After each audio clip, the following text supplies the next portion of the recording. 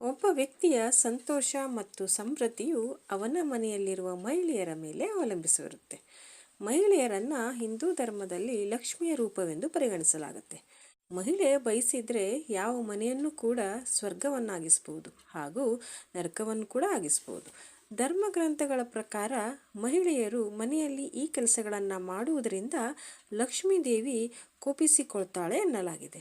ಹಾಗೂ ಮಹಿಳೆಯು ಈ ತಪ್ಪುಗಳನ್ನು ಮಾಡುವ ಮನೆಯಲ್ಲಿ ಬಡತನ ಹೆಚ್ಚಾಗುವುದು, ಸಂಪತ್ತು, ಸಮೃದ್ಧಿ ಮತ್ತು ಸಂತೋಷ ಕೂಡ ಕಡಿಮೆ ಆಗತ್ತೆ. ಹಾಗಾಗಿ ಮಹಿಳೆಯರು ಇಂಥ ತಪ್ಪುಗಳನ್ನು ಮಾಡಬಾರ್ದು. ಹಾಗಾದರೆ ಆ ತಪ್ಪುಗಳು ಯಾವುದು ಅಂತ ಈಗ ತಿಳ್ಕೊಳ್ಳೋಣ. ಮೊದಲನೇದಾಗಿ ಪೊರಕೆಯನ್ನು ಕಾಲಲ್ಲಿ ಮುಟ್ಟಬೇಡಿ. ಯಾವುದೇ ಮಹಿಳೆಯು ಪೊರಕೆಯನ್ನು ಕಾಲಲ್ಲಿ ಮುಟ್ಟುವ ಮನೆಯಲ್ಲಿ ಅಥವಾ ಕಾಲಿನಿಂದ ಪೊರಕೆಯನ್ನು ಒದೆಯುವ ಮನೆಯಲ್ಲಿ ಎಂದಿಗೂ ಲಕ್ಷ್ಮೀದೇವಿ ವಾಸವಾಗಿರಲ್ಲ. ಪೊರಕೆಯನ್ನು ಕಾಲಿನಿಂದ ಮುಟ್ಟುವುದರಿಂದ ಲಕ್ಷ್ಮೀದೇವಿ ಕೋಪಗೊಳ್ತಾಳೆ. ಮಹಿಳೆಯರ ಈ ಅಭ್ಯಾಸದಿಂದ ಲಕ್ಷ್ಮೀದೇವಿಯು ಮನೆಯಿಂದ ಹೊರನಡೆಯಬಹುದು. ಲಕ್ಷ್ಮೀದೇವಿಯು ಪೊರಕೆಯಲ್ಲಿ ವಾಸಿಸ್ತಾಳೆ ಎನ್ನುವ ನಂಬಿಕೆ ಇರೋದರಿಂದ ಯಾವ ಮನೆಯಲ್ಲಿ ಪೊರಕೆಯನ್ನು ಅವಮಾನಿಸಲಾಗುತ್ತೋ ಆ ಮನೆಯಲ್ಲಿ ಲಕ್ಷ್ಮೀದೇವಿ ಇರೋದಿಲ್ಲ.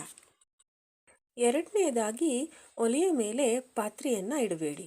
ಸಾಮಾನ್ಯವಾಗಿ ಮಹಿಳೆಯರಿಗೆ ಒಲೆಯ ಮೇಲೆ ಏನಾದರೂ ಪಾತ್ರೆ ಇಟ್ಟು ಮಲಗುವ ಅಭ್ಯಾಸ ಇರುತ್ತೆ, ಅಥವಾ ಒಲೆಯನ್ನು ಹೊತ್ತಿಸಿ ಪಾತ್ರೆಯನ್ನಿಡದೆ ಬೆಂಕಿಯನ್ನು ಕೂಡ ವ್ಯರ್ಥ ಮಾಡ್ತಾರೆ, ಅಥವಾ ರಾತ್ರಿ ವೇಳೆ ಒಲೆಯ ಮೇಲೆ ಪಾತ್ರೆಯನ್ನಿಟ್ಟು ಮಲಗ್ತಾರೆ.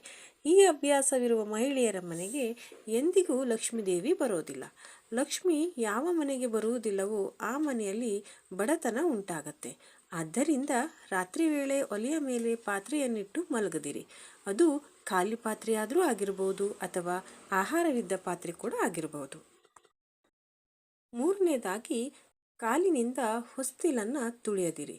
ಲಕ್ಷ್ಮೀದೇವಿಯು ಮನೆಯ ಮುಖ್ಯ ಹೊಸ್ತಿಲಲ್ಲಿ ನೆಲೆಸಿರ್ತಾಳೆ ಎನ್ನುವ ನಂಬಿಕೆ ಹಿಂದೂ ಧರ್ಮದಲ್ಲಿದೆ.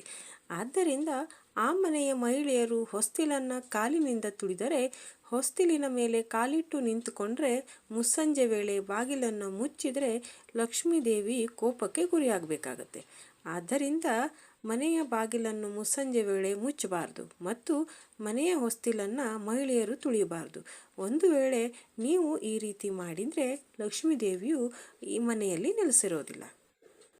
ನಾಲ್ಕನೇದಾಗಿ ರಾತ್ರಿ ತೊಳೆಯದ ಪಾತ್ರೆಯನ್ನು ಇಡಬೇಡಿ.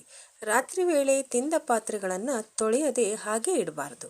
ರಾತ್ರಿ ಊಟದ ನಂತರ ಎಲ್ಲ ಪಾತ್ರೆಗಳನ್ನು ತೊಳೆದು ಶುದ್ಧವಾಗಿಡಬೇಕು. ಒಂದು ವೇಳೆ ರಾತ್ರಿ ಪಾತ್ರೆಗಳನ್ನು ತೊಳೆಯದೆ ಹಾಗೆ ಮಲಗಿದರೆ ಆ ಮನೆಯಲ್ಲಿ ಬಡತನ ಮನೆ ಮಾಡುತ್ತೆ.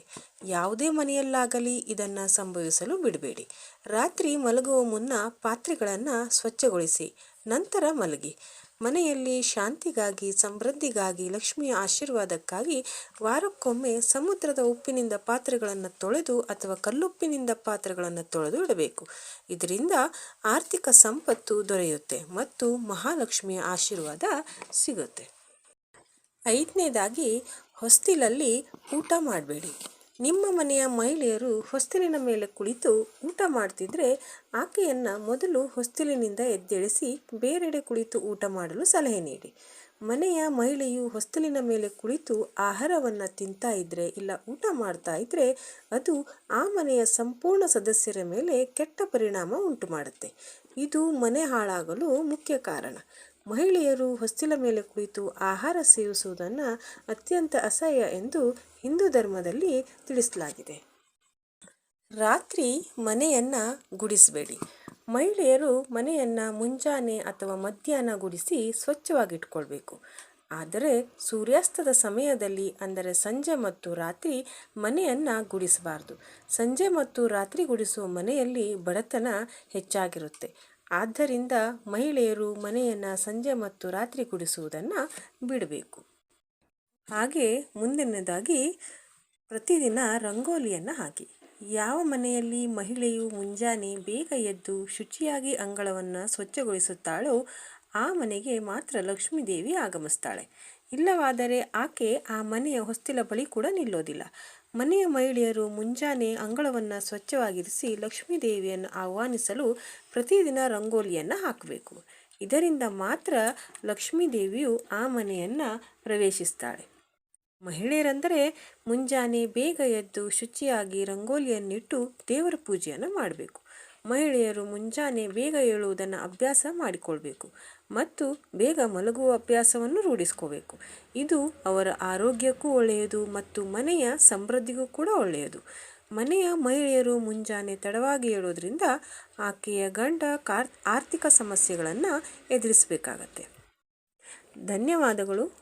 ಈ ಮಾಹಿತಿ ನಿಮಗೆ ಇಷ್ಟ ಆಯಿತು ಅಂದರೆ ಈ ವಿಡಿಯೋನ ಲೈಕ್ ಮಾಡಿ, ಶೇರ್ ಮಾಡಿ, ಕಮೆಂಟ್ ಮಾಡಿ, ಹಾಗೆ ಚಾನೆಲನ್ನು ಕೂಡ ಸಬ್ಸ್ಕ್ರೈಬ್ ಮಾಡಿ.